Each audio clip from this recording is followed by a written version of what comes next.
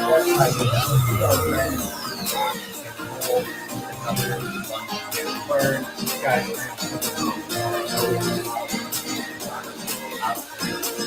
what we're talking about today.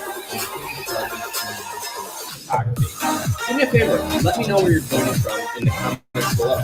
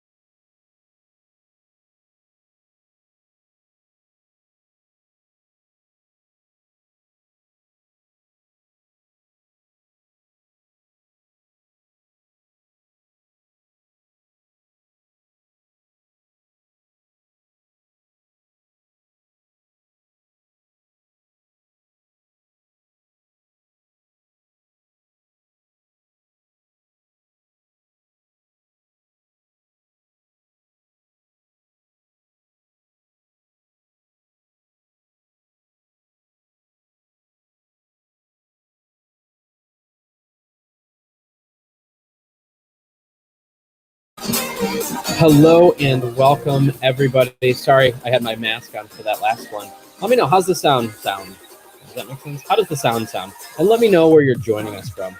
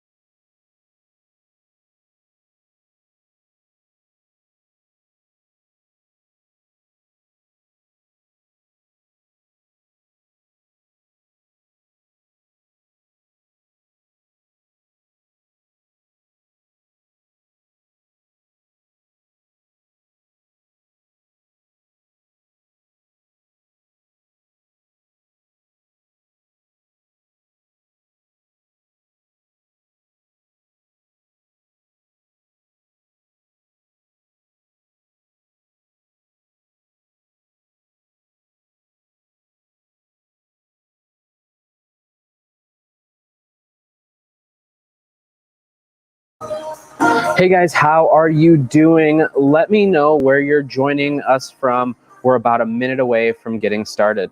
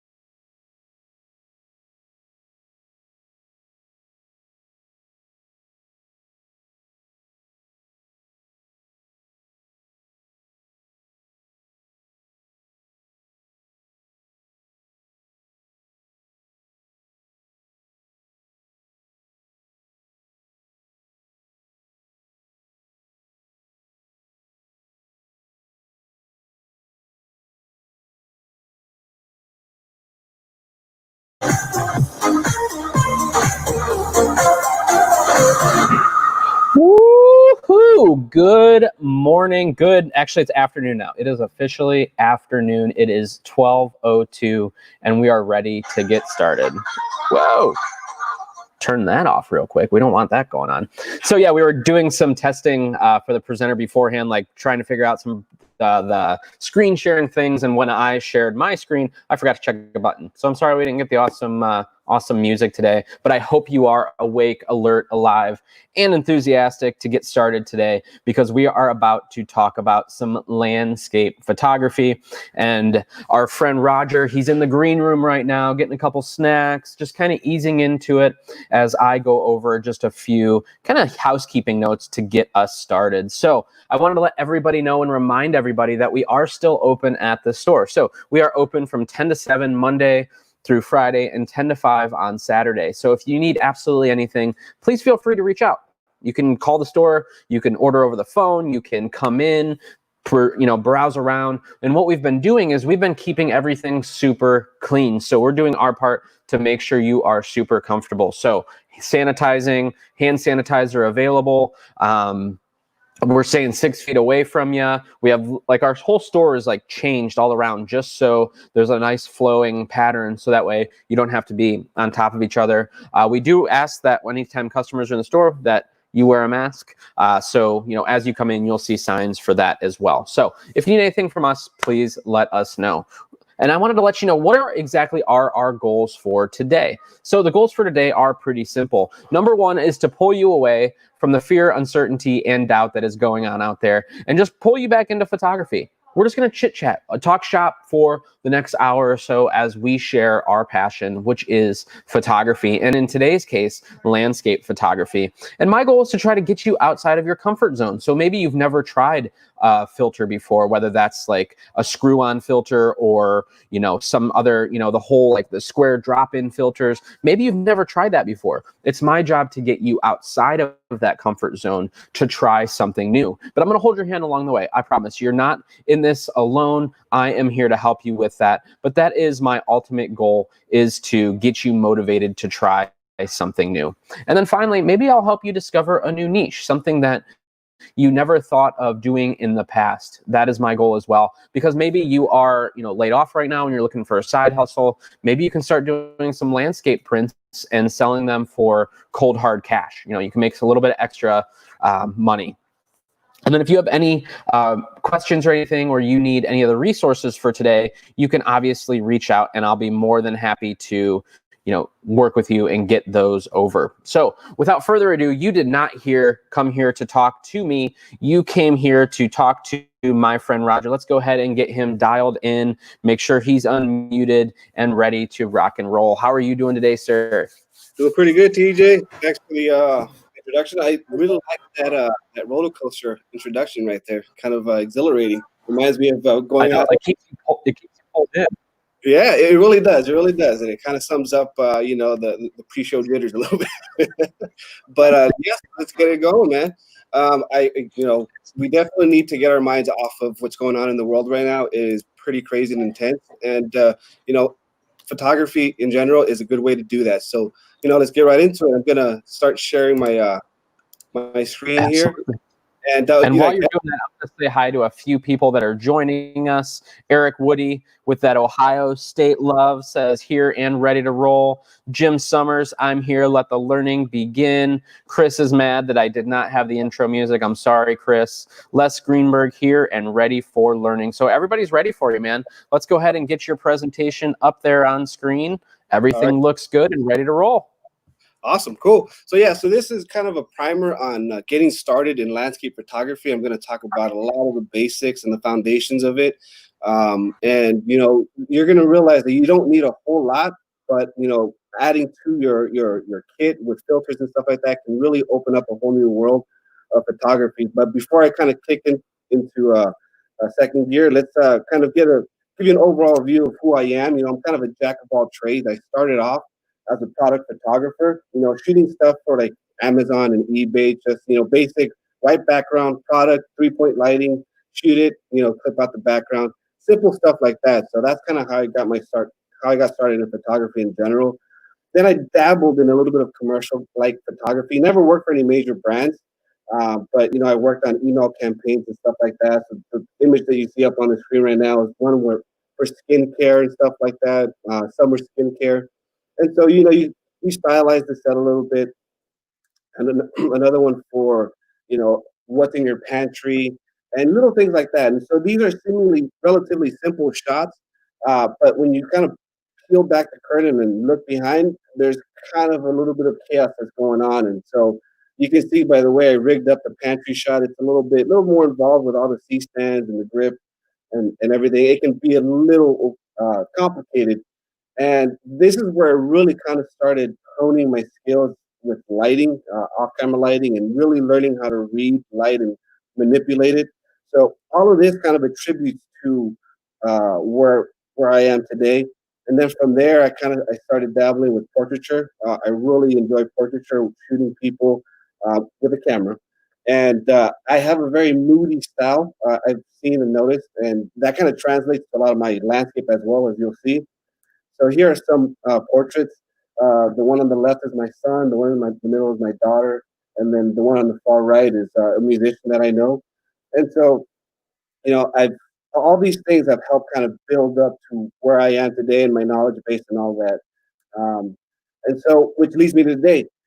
I absolutely love landscape photography, and that's really where I thrive in photography. Being out in nature, hiking, camping, all of that stuff. And so, fortunately, I landed here at Nisi Filters USA, and I started in late August. A few days, I think it was about 4 days before the official launch of the website for the U.S. over here. So we were in the office, very grassroots, just very humble beginnings, and we're keeping things going. And my role here is to really help customers with the technical side of things, answer any of their questions, and doing presentations like this. And we're also working on a few videos that for the future. So there's a lot of stuff kind of going on right now. But oh, sorry about that. Series for some reason talking to me. But anyway, um, we came here to talk about landscape photography. And so I'm going to jump in with the composition fundamentals, really, because it's these fundamentals that are really going to take your photography from snapshots to a much more, to the realm of art. And you really don't need a whole lot. With it, with composition fundamentals, you can shoot with what you have, and you're really going to see an immediate improvement without really having to spend a whole lot of money. Gear is awesome, and it can definitely help facilitate your vision, but it's not always necessary. And just being a little bit more creative with what you have can really go a long way. These things are pretty amazing nowadays. These principles apply regardless of what camera you use. And the reality is, even if you have the most expensive camera in the world, you can take some really bad photos. And so, without the foundations, you're kind of just grasping at the wind, so to speak. And from with all these rules that I'm going to talk about and guidelines, it's okay to break them, but you want to know why you're going to break them. So you want to have them in the back of your head and know why you're going to break them. And most importantly, you just want to have fun with photography, because if you're not having fun, then what's the point? So let's just have fun. So here's a few examples of stuff that I shot with my phone. The one on the left, I was hiking with my family, and I had my real camera out, and I just didn't feel like bringing it out. And I just, I saw this scene. The light was hitting, half of the mountain one way. It was lighting up the tree. There was a lot of there's some contrast there with the light, and so I shot it in RAW with my phone, edited it in Lightroom Mobile, and I didn't allow the camera to take control, so I adjusted the exposure manually. Same thing with the one on the right. That one I actually shot both with my Nikon D750 and the iPhone simultaneously. And I'm going to show you that right now. So the iPhone shot really it holds its own. Obviously, the editing and the color is very different, and there's a lot more detail and dynamic range with the Nikon D750. But this really illustrates how far camera phones have really come, and how little you really need with in terms of gear when composition and vision is at the forefront, you can come away with some really cool shots. Here's another shot that I took while I was out in Washington we were on a family trip, and this particular situation, there was a lot of snow around. I had my kids with me, and I wanted to run around. I didn't want to be bogged down, with this thing right here. And so I opted to leave it, and I just was out and about with my phone, and I was able to compose a pretty cool shot, something that I would like to hang in my house.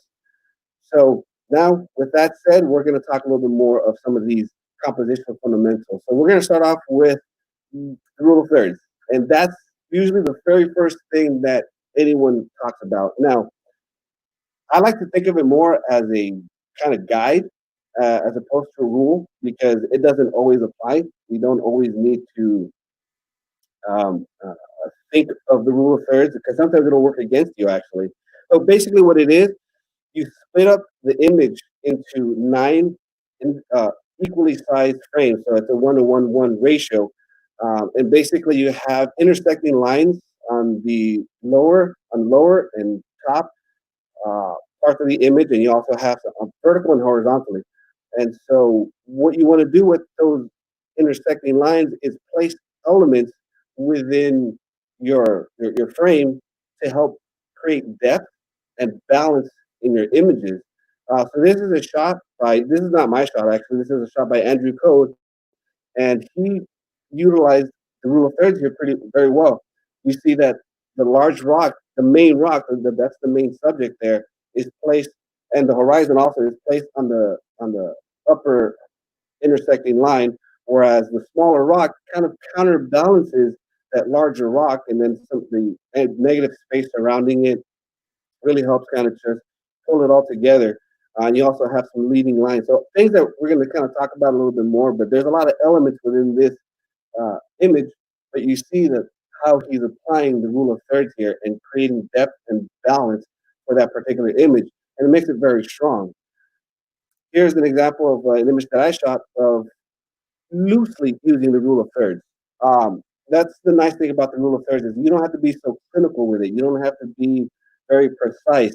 I like to kind of use it again as a guide more than anything, and you don't always have to be right on the intersecting lines. So I saw this scene unfold. I thought it was a really cool looking scene. You have these three individuals sitting atop that structure, and here's the overlay with it. So the mobile kind of pretty much sits right on the bottom right intersecting line of the rule of thirds, but the individuals are kind of off to more towards the center, but it still works because the trees surrounding it, the negative space, you get a sense of what they're doing. They're just hanging out. It's a very freeing image, and it's just a pretty cool image, I thought, and I captured it because it said spoke to me about just enjoying yourself and being in the moment. Very youthful image. I really liked it. So that's an example of just loosely using the rule of thirds and not being so you know just it's got to be exact. Here's another example of loosely using the rule of thirds.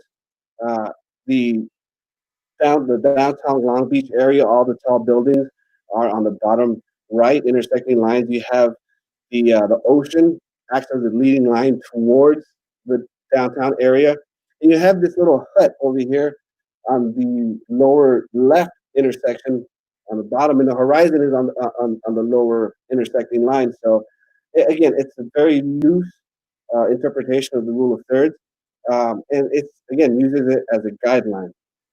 And I thought it was a very serene looking image. I did do a long exposure on this one. I can't remember exactly how long it was, but I think I used might have been a 6 stop for this one, or it could have been a 10. I can't remember.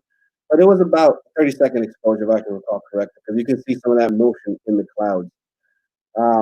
Now, there are times where you want to completely ignore the rule of thirds because it's not going to work for you. And one example of that is when you're shooting reflections. In this image right here, the reflection, if I were to have shot it with the rule of thirds in mind, I would have cropped off the bottom reflection or the top of the mountain, and it would have lost all its sense of what the image was about, which is really the reflection of the mountain on the water. So the rule of thirds here wouldn't have worked. So when you're shooting reflections, scenes of reflection like this, you want to completely ignore it because it doesn't work. You want that horizon dead center. Here's another example of ignoring the rule of thirds and putting the horizon in the center because of the the uh, the reflection.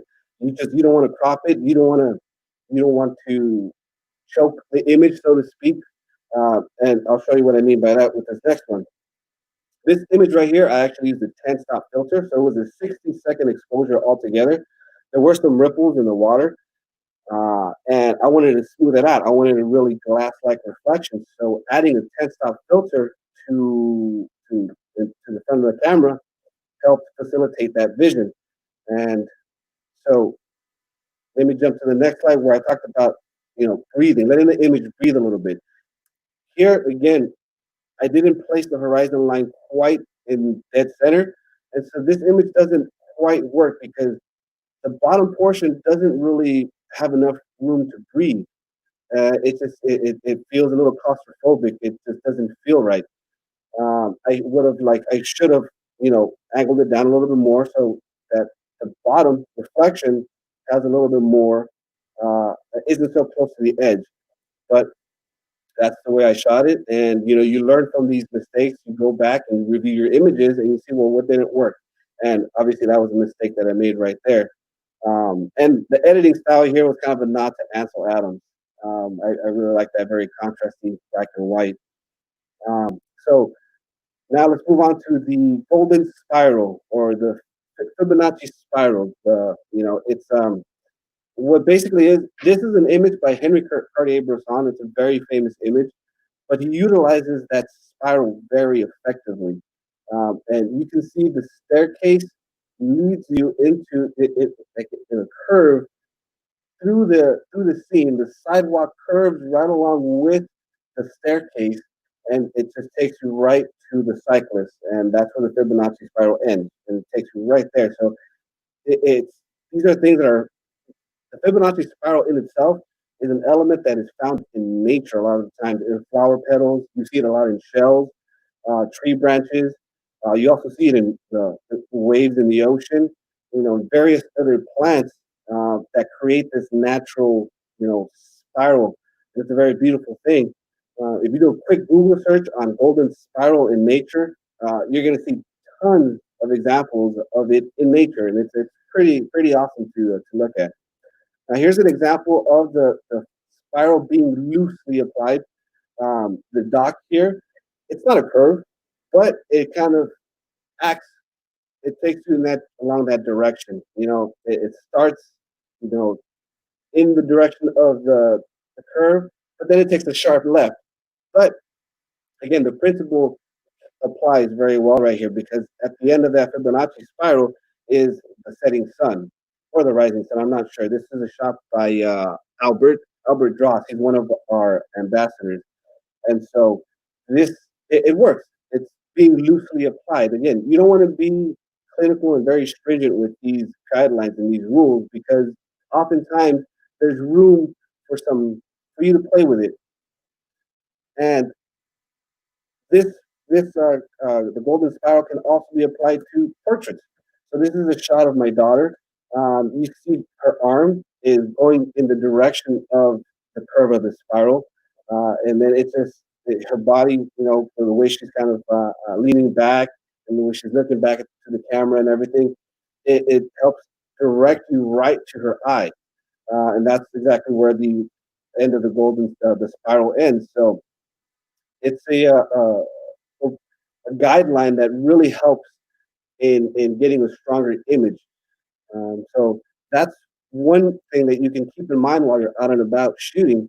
And another one that we're going to talk about is leading lines. Leading lines also be a very strong compositional element within your photographs to help draw your viewer or pull your viewer to the main subject.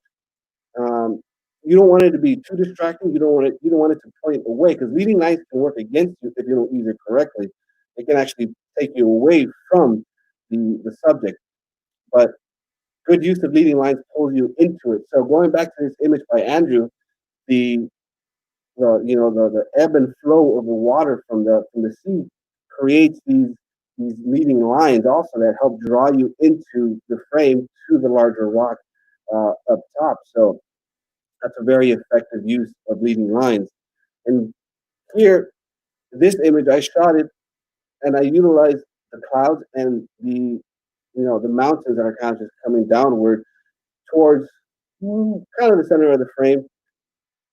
And they lead you right to where the cows are at, and they're staring right back at me. They were, it was a pretty interesting day. But you see that it leads you into the frame, and once you're there and you see what's going on, you're kind of, your mind starts going, well, what's going on over here? So then your eye can kind of just explore the rest of the frame. But again, I use the mountain that's coming down, and then the clouds that come and they intersect to lead your eye to the cattle there. And that's not something you see every day. We were driving up to Mammoth Lake, and we came across this scene, and I had to pull over and shoot these because it was pretty cool. Here's another example of leading lines, and now this is a combination of the leading line and vanishing point. So the road is obviously directing you; it naturally pulls your eye into the frame, but it's also getting smaller. So here's another perspective of vanishing point. It's a little more obvious here, but a vanishing point basically is we know that a road doesn't get smaller, but the further it is, the narrower it gets. And so it gives the illusion of it getting smaller, and that creates depth. It helps, tell our brains that, that there's some depth within this image. And there's a few other aspects of this image that help create depth, and that's the atmosphere that's in the image. So you see some of a lot of that fog starts off really thick in the top, and then it dissipates on the bottom, and that atmosphere is helping in layering and creating, adding to the sense of depth within the image. And this was actually another very interesting trip that we took because this was, I can recall, I think it was 2017, and it was a record-breaking snow year for Mammoth Lakes here in California. And everywhere you looked, it was just snow everywhere. It was beautiful. It was amazing to witness and experience. And I've never seen so much snow in my entire life. And it was amazing. But yeah, so atmosphere and that leading line, vanishing point, all help to direct your viewer to to to the subject. Now, here's one where I used, again, the road. You see the road leading to the observatory kind of takes you into the image, then it curves right, takes you right to the observatory. That road is acting as a leading line and kind of like an S curve almost to help bring balance to that entire image. Then you have downtown on the back that's kind of helping, frame the observatory there, and then you just have all the lights, glittering lights in the background as as uh, dusk is starting to set. So it's just a very pretty tranquil image, and that's one way of using leading lines as well. So now the next one is foreground interest. And I have to be honest with this one. With foreground interest, it's not something that I personally use a lot in my images, but when it's used correctly, it can really make an image stand out. Now, here's another image by Andrew Code. He shot this one, and he used the small rocks on the bottom on the floor as a foreground element. It adds interest. It fills the frame, and it's leading you to that dilapidated fence that's there, and that fence is taking your eyes to the mountain, and so your eyes immediately go to the mountain, but there's that mid and foreground interest that's being used there to help fill the frame, and then it's telling a story. It's a very moody, blue toned image that tells its own story. So that's that's one way of using foreground interest. And like I said, that's not something that I personally use a lot in my images, but I've seen other photographers who utilize it really well, and it can really make your images stronger by adding that foreground interest. Now, something that I do a lot of is negative space. This is a drone shot again by Andrew. This is not my shot, but Andrew shot this one, and you see there's a lot of negative space. You see all the buoys lined up, creating this triangle shape, taking you to that little hut in in the ocean. I'm assuming it's a hut. I'm not quite sure what it is, but that's your eye immediately goes to that part of the image because there's just so much negative space. You have that triangle, those lines is leading you to it. Your eye can't help but go there, and it has so much weight. That little hut there has so much weight because it's so small in this vast negative space that's surrounding it. It carries more weight than the roads and the land that's off to the right. So that's good use of negative space. And a lot of the times, negative space, or most of the time, it should lack major details that detract from the main subject. So if it has too much detail, the message will get lost. And then, so elements as a plain sky, grass, sand, walls, and water can help isolate the main subject. And that isolation can do one of two things. It can either create a sense of loneliness or a sense of freedom. It adds drama to the image and it gives it scale also. So here's an image that I shot, utilized negative space, and it just made the P spell here in San Pedro just that much stronger. It's just I feel it's a strong image. It's not an insanely difficult composition to think of. It's very simple, but it's strong and effective, and the colors and the clouds kind of just adds to the overall vibe of the image.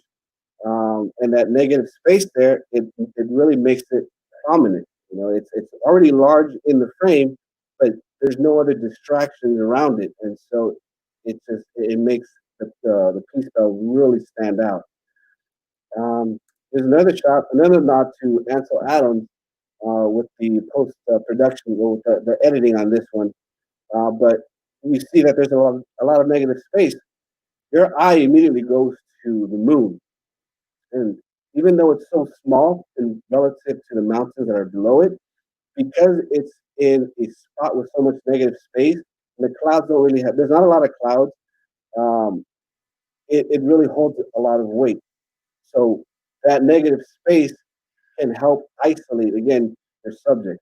And here we have some of those horizontal clouds that kind of almost act as a platform where it seems like the moon is almost resting on. So that's really what caught my eye when I was driving down the highway, and I was driving down for a little bit, and then my wife says, "Just pull over," and so I did, and I'm glad I did because I like this image. It's a pretty cool image. It's reminiscent to me, at least, to Ansel Adams' Moonrise shot, and I utilized that negative space. Now, another aspect of uh, compositional fundamentals is framing your subject. Now, when you frame your subject, you're taking elements from nature and you're utilizing it to create this natural frame. So here's an example of that. So this is a very famous spot here in California, but I utilize the trees to naturally frame the lakes, and it draws your eye into the image, and then the lake itself continues to just go pretty far deep into the photo, and your eyes once they're once you're looking at the lake, your eyes kind of just have time to wander from there and look at the clouds and the color, and then all of the trees and everything else there. But again, tied it all together with the the trees. I don't think it would have worked as well if those trees weren't there, or if I would have chopped them off. It wouldn't have worked as good. So that's one use of using things in nature, things that are already there, whether it be architecture, trees, plants, or whatever, to frame your subject. Here's another example of that.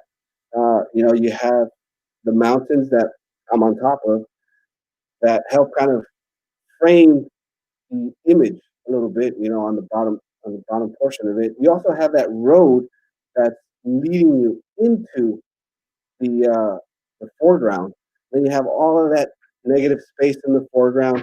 You have this tiny little road. I don't know if you guys can see it on the right, uh, towards On the right, towards closest to that little hill, you see that little road that's also helping you direct your eye to the mountains in the back. And this it's a very layered scene here, with the clouds. You see the separation between the land and the clouds. Um, so a lot of different elements being applied here. Here's another one where I used the trees to frame the lake. Another very, very famous shot here in it's sorry, it's in Lake Tahoe. Yeah, it's called Emerald Bay. It's a very famous place. A lot of photographers go there and shoot this composition, and for a reason. It's a really nice composition. It's a really nice image. It's a beautiful scene. It's a beautiful lake, and it's hard not to pull over and get this shot. And so, yeah, that's another way of using, frames within your composition. Now, this it kind of frames the subject a little bit, um, but more than anything, I was looking at this image from a simplistic standpoint. Uh, I really liked how you have clouds up top, you have the golden peaks, and then you have some land on the bottom. So it's there's not a frame there per se, but it's a simple image. And one of the things that I really like about this image that was unintended, but it was just coincidental and good timing on my part, I suppose, is that you see the peak of the mountain is right between the clouds. So there's the clouds parted, and you see the peak, and it worked out really well. There was no way I could have timed that. The clouds were moving pretty quick that day, and so I just got really really fortunate with that, and that's one of the reasons why this image just really, yes, if anything is framed in this image, it's the peak of that mountain with the clouds. Um, and here's another one where I kept it really, really simple. One of my favorite photographers is Michael Kenna. He's a really, really, really good photographer. And his style is very minimalist. He has that minimalist mentality, and he doesn't have a lot of things going on in a lot of his images. They're very simple. And this is an example of what I was talking about earlier, where isolation can do one of two things. It can create loneliness, or it can create a sense of freedom. And that's the vibe that I get from this image. It's very freeing. And depending on the context of, conditions in society, like recently we've been in lockdown for how long? And so you see an image like this, and it's just like it makes you yearn to go out and just have fun and be free again, because this craziness that's going on has kept us locked up inside. So um, I see this image, and it gives me that sense of okay, there's hope, there's that freedom that's at the end of the tunnel. But now on the flip side, you have an image like this that's a little moodier. It definitely doesn't have that sense of freedom. It has a very uh, lonely sense of feel. And then I combine that with a 10 stop filter. And I think, I can't recall what the length of time was on the exposure, but I believe it was right around, I think it was about 5 minutes, if I can recall correctly. And that really helped us to blur the water. You see some of that motion in the clouds, and that the minimalist aspect, the fact that it's a lighthouse out in the middle of nowhere, there's no one else around, and you have the effects of that long exposure. It just really, the sense of time, the passage of time with this image, it really just jumps out at you and it screams. And it's a little lonely. It can be a little depressing actually to look at, but it's it's a cool image. I personally like it, and I think it works really well for this subject. I utilize, a little bit, loosely the rule of thirds here. The lighthouses, closer to the intersecting lines on the right, and so again, very loose use of that. There's not much else to balance it out with, but it's a very simple scene. Okay. let's just get to the next one. So yeah, like I said, you want to have fun. You really want to have fun, and this is where kind of I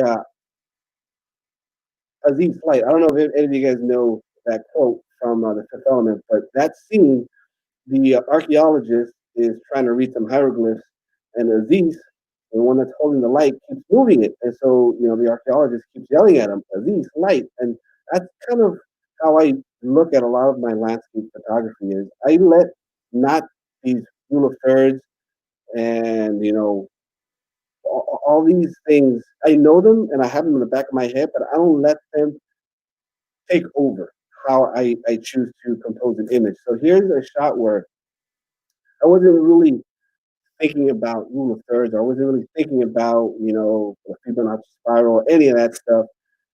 I just saw how the light was, the light rays here looked really cool. It was very ominous clouds, but there's that break in the center where it's very, you got the golden hues of sunset, and then you have that ship there that's pretty prominent in the scene, and it spoke to me.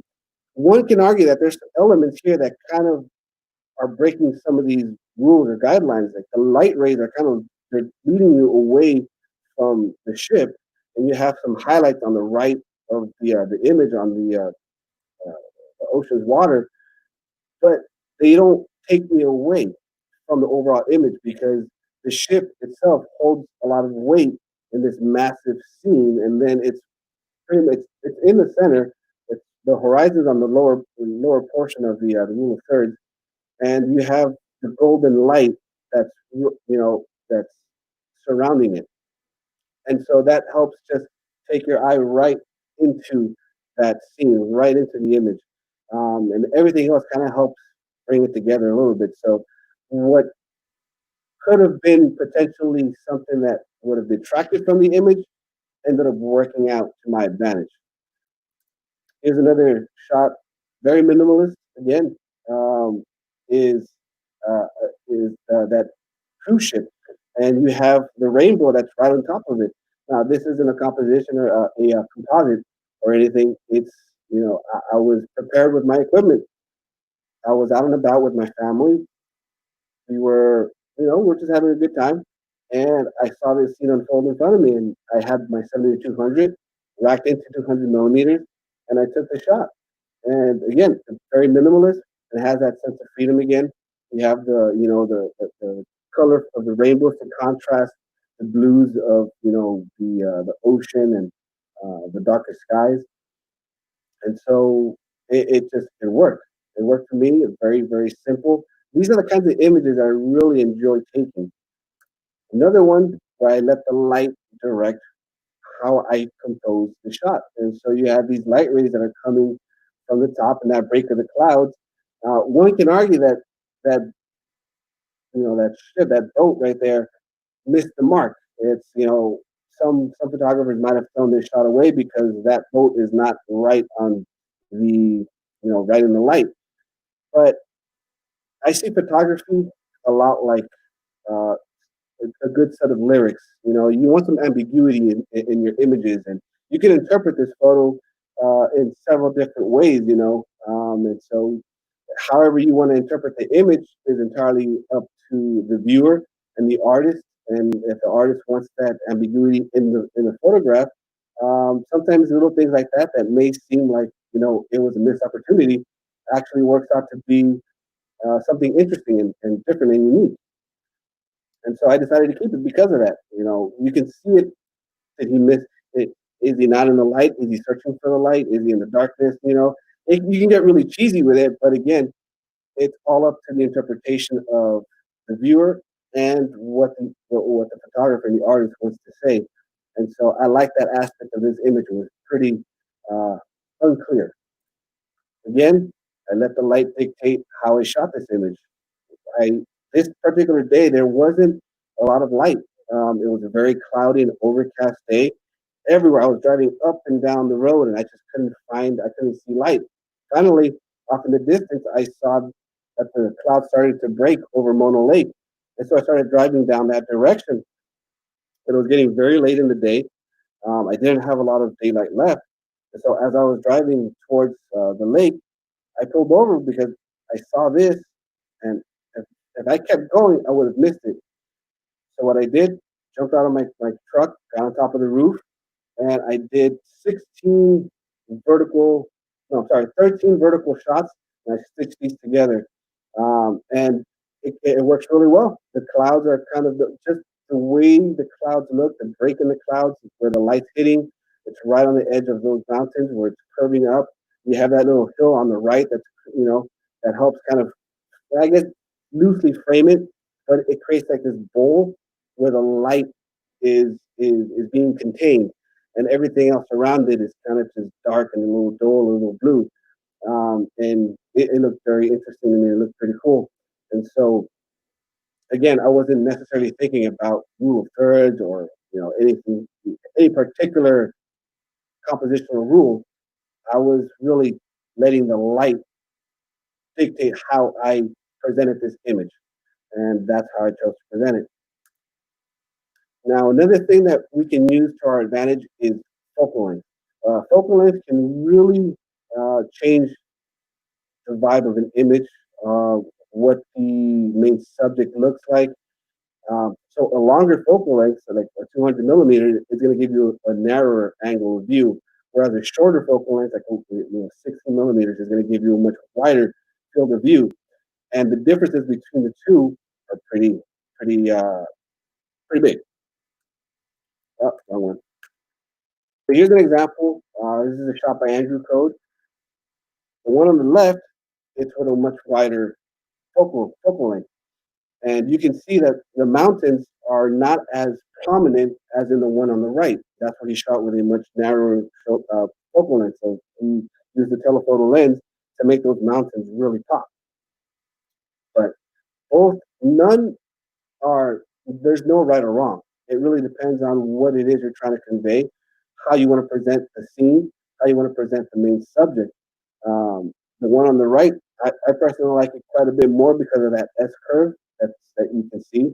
But the one on the, I'm sorry, the one on the one on the left. I thought I said the one on the right. I'm not sure what I said, but the one on the left has that S curve that leads you to the mountains, and it really works for me. I really like that image. The one on the right, it's that S curve isn't really there. You have the road that acts as the leading line, and the mountains are much bigger. It's a cool image, but I personally prefer the one on the left. But that's a use of focal length, and thinking about the focal length that you're shooting with can make a huge difference in the outcome of the image. Now, filters can definitely add to your creativity, or they can hinder it. So you don't want to just use filters for the sake of using filters. There needs to be a purpose. So with ND filters, you can really show motion. You can show you can show motion, length of time, or you can use it to open up your aperture so that you get you can get a nice blurry background in that bokeh. So ultimately, what ND filters do is they darken the entire image so that it allows you to slow down your shutter speed or open up your aperture. So depending on what it is that you want to do, an ND filter can help you achieve that. So if you slow your exposure time, it allows you to increase your aperture to control depth of field and convey movement. So again, it all goes back to how you want to use your filters and what it is that you're trying to portray. For landscape photography, we play with the shutter speed. So as a landscape photographer, I'm using ND filters to increase the exposure time.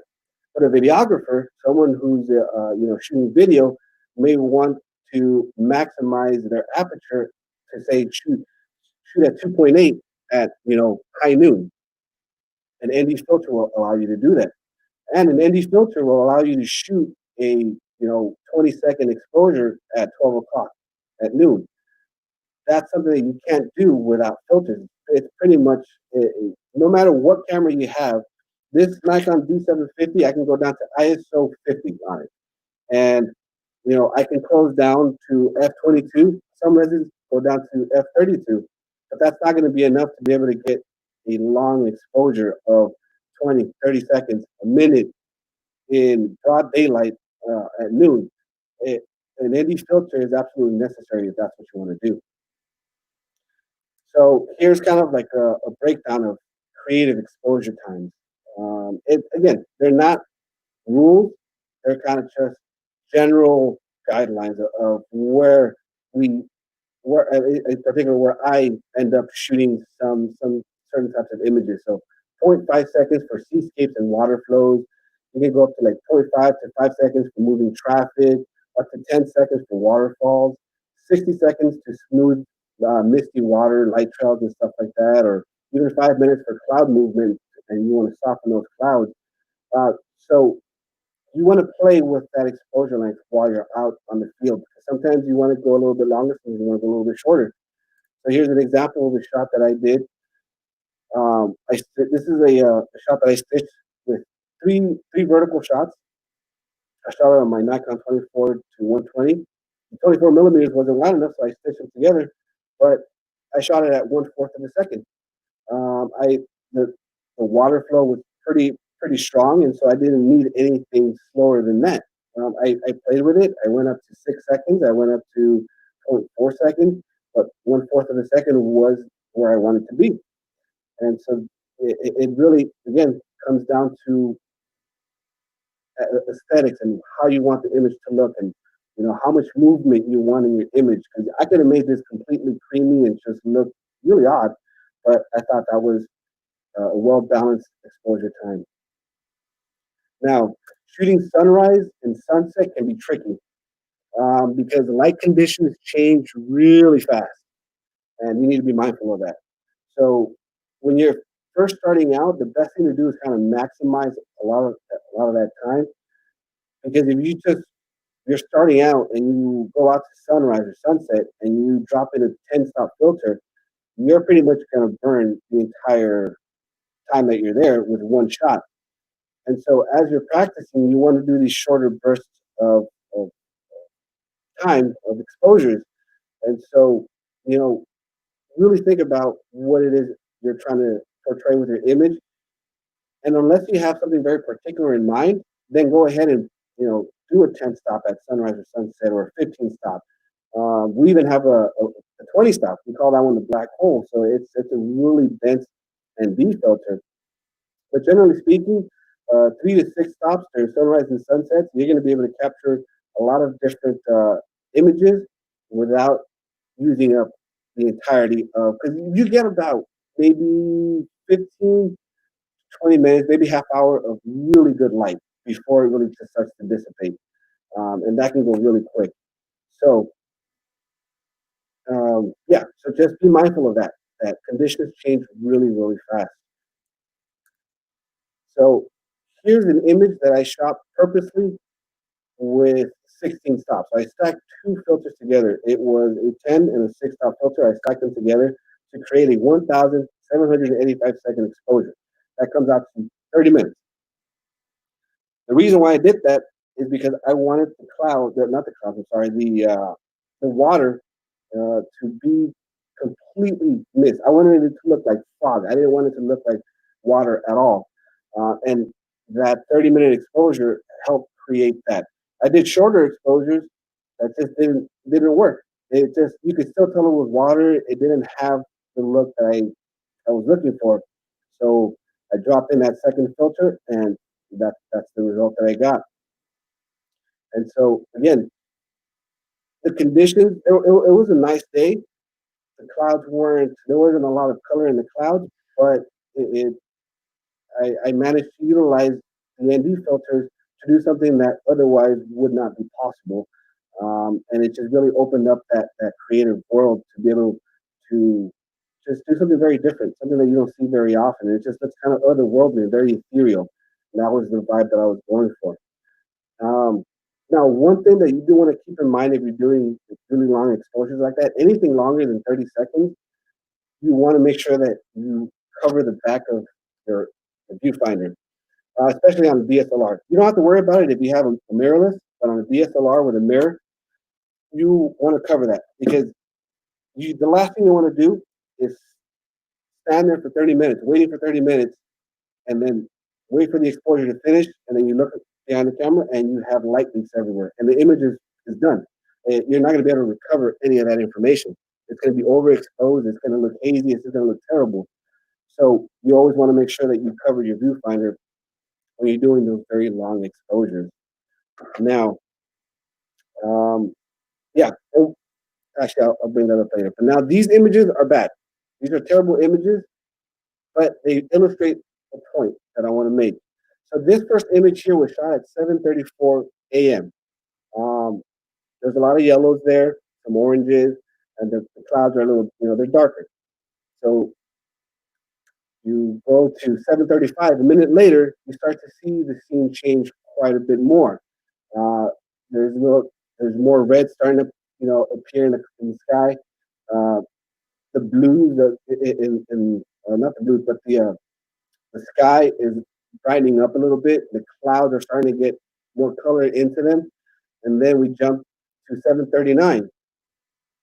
There's a lot of blue in the sky now. The reds have kind of dissipated, and now you have more orange and yellowish colors in the cloud.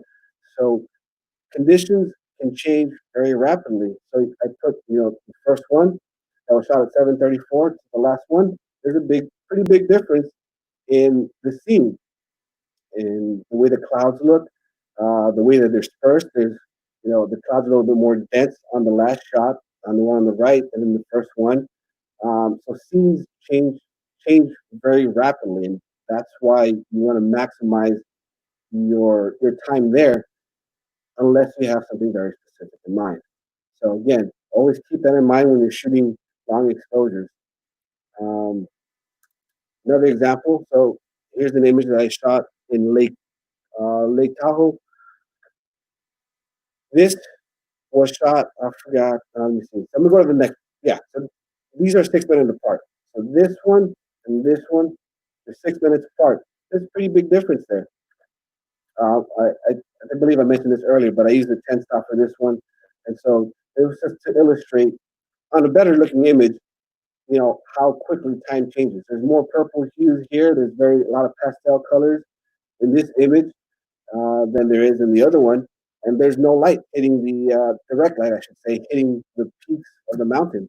So again, those 6 minutes made a pretty big difference in the colors that are there, and in the shadows that are in the image and all of that stuff. So all of that, can really change the image dramatically. Now here's an example of what a 15 stop can do.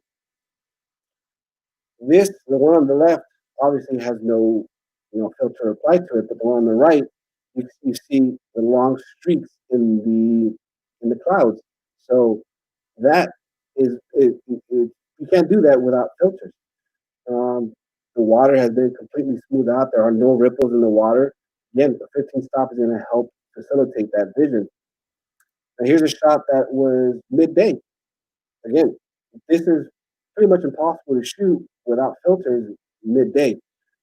Andrew was able to get the movement in the clouds on a very bright, sunny day. Something that would be, again, without filters, you just can't do it. It's very difficult. Now, graduated filters, we're going to talk a little bit about that. Basically, all they are, I have this right here. They have a soft transition. It's kind of hard for me to see what you can see because I can't see my own image, but you see the transition. It starts really dark up top, and then it slowly transitions to light. So that's really all a graduated filter is, and that all it does is it helps balance out the dynamic range in the scene. And there's various different types. You have a soft, you have a medium, you have a hard, and you have a reverse. All of which can be applied to different types of scenarios. And the difference being in how quickly that transition is. So the soft is a long transition, a medium is a much shorter transition, and a hard is a very obvious transition. Now this image right here, most of the time we use that graduated filters for the sky. But I'm showing you this one because I used it for the sand actually. So instead of using it up top like you normally would, I used the darker part to the bottom because the sand was much brighter than the sky. In this particular scene, so I wanted to darken the sand as opposed to the sky. So how you choose to use it is entirely up to you. The point is, it's to remove light where you don't want it. So you want to darken a certain scene, a corner, or whatever it is. That's what a grad will do, and it will save you time in post. So again, to show you the difference in the gradation in the filter, a soft has a much longer gradient, a medium has a shorter gradient, and the hard has a very just direct, very quick, and very obvious um, transition. That you only really want to use it on a clear horizon. You don't want anything popping uh, out of the horizon because it'll ruin the shot. It won't look very good. So hard GNDs or hard graduated neutral density filters are specifically for a clear horizon where there's nothing coming out of it. And a reverse does the opposite. So it starts off, so rather than it being very dark on the top, it starts off light on the top and it slowly transitions to dark in the middle. So it just has the opposite effect of a standard gradual filter. So here's a shot without. This is a shot by Stefan Humel, again, another ambassador of ours. And then here's a shot with the filter. So again, a pretty big difference without and with. That you don't have to exposure stack. You don't have to do any extra fiddling in Lightroom or Photoshop. It's just you balance that dynamic range in camera. Here's another shot with this one was shot by Andrew without and with, without, with. So again, making it much easier to get the shot in camera. And I'm of the school of thought that I like to get it in camera as much as possible. There are times where you might have to exposure stack, but if I can avoid it, I definitely will. And that's why I use these filters. Now, using a graduated neutral density filter is very simple.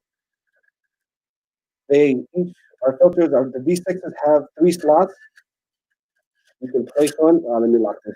So this also has a lock so that when you're sliding it in, it won't move around. You slide it in, and then you adjust it as needed. Wherever you want the transition to be in the frame. That's very simple and straightforward.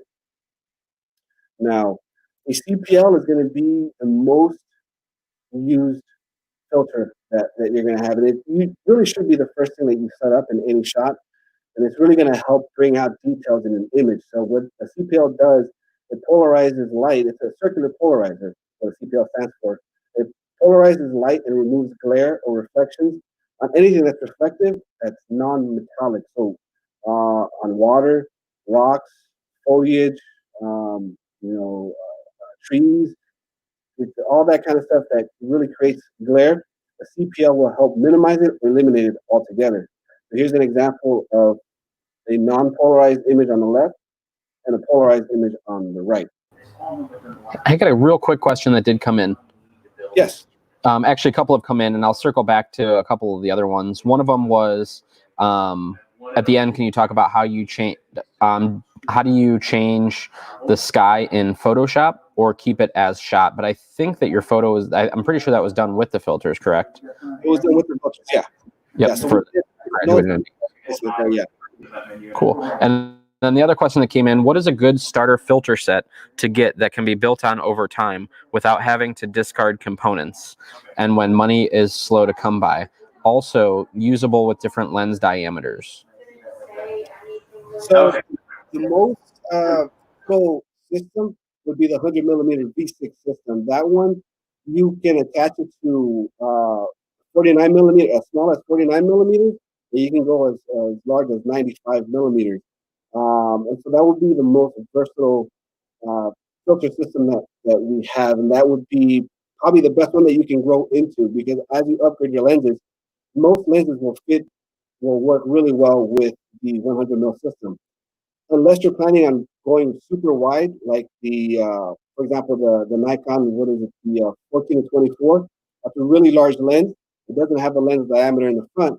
In that case, you would want an S5, but that's if you're talking about being on a budget, it's unlikely that you're going to jump to that lens immediately. That's something that's like way down in the future.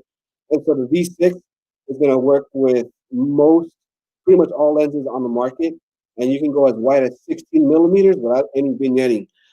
So I know Canon has a great 16 to 35 millimeter lens. Nikon has a good 16 millimeter lens as well that you can use the V6 on. And I believe those have, I think it's a 77 or a 72 millimeter thread in the front. And the V6 actually includes adapters that you can use on several different diameters on different lenses. And we also sell several different adapters. So we sell them from 49 up to 95. So it includes three, 67, 72, and a 77. But then if you need different sizes, you can purchase those at a minimal cost. So the V6 is definitely the most versatile option that you can go into. So I hope that answers the question. Cool. That was perfect. Thank you. All right, cool.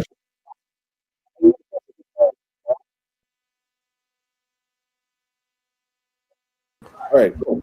What was that? Sorry, I jumped out of the screen so you could be up there. What was that? Oh, no, are there any other questions before I? There is not. We are good to go. Keep going. Cool. All right, we're almost at the end here. So yeah, so that was a polarizer. So one thing I wanted to touch on a little bit is kind of planning your shot.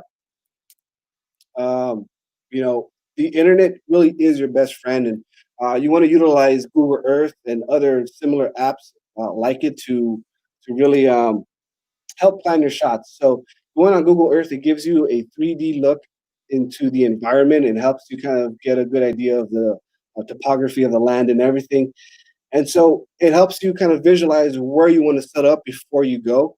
So definitely utilize that to your advantage, especially if you're going somewhere for the first time. You wanna make sure you do your due diligence and research so you can get the most out of that trip. There's the Sun Surveyor, which is very similar to another app called PhotoPills. It basically all it does is it tells you where the sun's going to be at any given time in the day. You can look into the future and see where it's going to be in the future. Same thing with the moon; it does the same thing. It tells you where it's going to be, the galactic core, all of that stuff. If you're going to do Milky Way, it gives you all of that information. And then another one that I like to use is this one right here, Clear Outside. It really breaks down the low clouds, medium clouds, and high clouds. It tells you how much of that is going to be there. It's not, weather changes very quickly and very drastically. So it's not always 100%, but I found it to be pretty accurate whenever it gives me any reading. So it's a really cool app to use. Now, I don't know what happened to my slide, but that should have been, oh, no, actually, we're good. I a little confused myself. But yeah, so you want to make sure that you prepare and do your due diligence when you're going somewhere new. Now, with that said, the best laid plans of mice and men often go astray. And I like that quote because in photography, you never know what you're going to get. You really don't. So you want to shoot to the conditions. You don't want to box yourself in. Shoot with a telephoto lens. You don't have to go wide. Landscapes aren't always about the big vistas, but also the vignette and nature. You can go really tight. Take advantage of atmosphere. That's what I did in this particular image right here. I went in with my 200 millimeter lens and I took advantage of the atmosphere. Same thing with this shot right here. It was a cool scene. I could have gone wide perhaps, but it wouldn't have been as effective. So I went in real tight with my 200 millimeter. And you want to keep a lookout and be opportunistic. So don't be concerned about making time, but make the best of the time that you have. So enjoy the journey. Like I mentioned earlier, this shot, I almost ignored it. I kept driving, but I kept looking, my rearview mirror and everything. And my wife said, just pull over. You're never going to come across this scene again. And sure enough, she was right. And so I turned around, made a U-turn, and I got off. And I actually got to talk to some of these cattle herders right here. And they were very nice. It was a really cool day. And I got some unique images for myself. So that's something that you want to keep in mind. Just take advantage. If a moment's there, take advantage because you'll never, chances are you're never going to get that chance again. This car, I was a passenger. In this image, I was a passenger. I was hanging out of the passenger window, and I was clicking away. You know, I was kind of spraying and praying on this one. That's really all you can do while you're hanging out of the passenger window. But I got a pretty cool image, I think. And you know, it's just always being ready, always having your gear on you, and just paying attention to your surroundings. Now, this one again is something that I ignored all rules. You know, there's really no compositional elements or rules going on right here. But you know, that's my brother-in-law right there. But he's really tiny in the image, but he holds a lot of weight. He's standing in front of this massive waterfall in Yosemite Falls, and your eyes just gravitate to that, and it gives you context, and it gives the image. It shows you the grandeur of that fall, and adding that human element can really elevate the photo as well. So one last thing before we end is a quick tip that I like to do. Remember I mentioned the light leaks when you're shooting long exposures? I don't know if you can see it, but I have some gaff tape right here on a pen that I like to always have. This pen's always in my camera bag. And basically what I do, I roll it up, and whenever I'm ready to shoot, I just unroll some, I take it off, and I put it, and I usually take this thing off right here, and I cover my my viewfinder, and that's always with me. And I always make sure to replenish that tape every time I come back from a shoot. So that's a cool little tip that I like to tell people about, because it will save you. If you have a DSLR, you don't block that viewfinder, you're gonna ruin your shots. And that's it. Awesome. There was so much great information there, and I can't thank you enough for taking the time. So if anybody does have questions, go ahead and put those in the chat. We're going to hang out for a couple more minutes as I go through just a couple just kind of slides on some things that are coming up here at the store. So we do have the Talking Pixels podcast. This is a podcast that we do every 2 weeks, and we talk about the business of photography. So we don't go on and talk about the newest gear or anything like that, or the specials, or sell anything. We really just talk about the business of photography and taking your career or taking your hobby into a career. So if you want to find more information about that, you can head over to social.thepixelconnection.com, and you'll find a link to download that podcast. Also, we have the Pixel Photo Fest, which is right around the corner. So August 14th through 16th, we have a 3-day conference in which we bring in the best educators from across the industry to Cleveland, Ohio. And this, I went last year as, you know, when I worked for Panasonic, and it was just great to see all the different types of photographers that were there, that were networking, that were learning together. And, you know, really just, it's just all over a great event, a fun event. And I'm excited to be on this side now, helping organize it this year. Like I said, we have some of the best photography educators in the industry, and it's great because you get to learn from them, but after hours kind of hang out, chill, and pick their brains. So again, I wanted to offer this $100 off kind of special, if you will, to the Lunch and Learn crowd. So you get $100 off your admission for a 3-day conference. So that brings the total down to $99. So I think you'd be hard pressed to find a better educational opportunity and networking opportunity here in Cleveland, Ohio for $99. So this week's photo contest, this is where we give away a $50 gift card each and every week.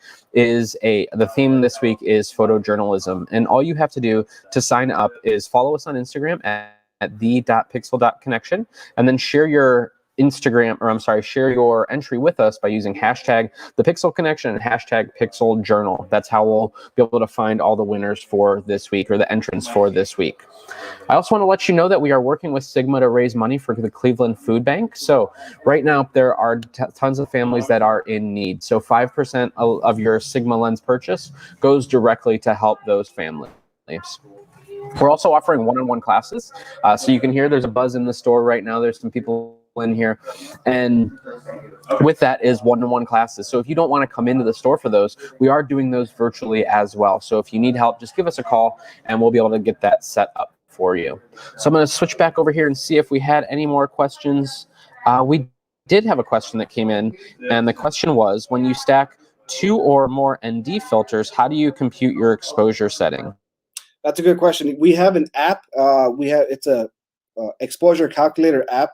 It's for Android and iPhone, And basically what you do is when you have your you set up your shot, right? So the cool thing about our filters is that this comes off. You have the CPL right here, so you can adjust the polarization to what you need. And if you're doing like what I did, a 16:2, a 10 stop and a 6 stop, you get your base exposure, and then you use the calculator. You punch in, so say, okay, it's a thousandth of a second, shutter speed, and then you put in what the filters are. If you're doing 16 stops, you put 16 stops there, and then it'll calculate for you exactly what the exposure time should be. And once you're done, you just put this back on your camera. You adjust it. I usually shoot in bulb mode if I'm going anything longer than 30 seconds, and that'll allow me to time it to the 5 minutes or the 10 minutes exposure time that the calculator tells me. So we do have an app that I wish I had an image of it.